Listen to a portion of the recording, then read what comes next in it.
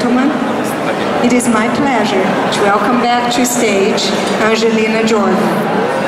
She will perform A Difference a Day Makes, a song that has been seen by over 400 million online. She will also perform Back to Black, an Amy Winehouse song that she has recently improvised to put her own spin on, her own 10-year-old spin on.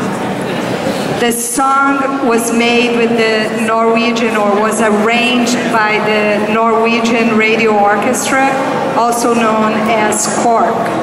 Enjoy. Thank you. Angelina?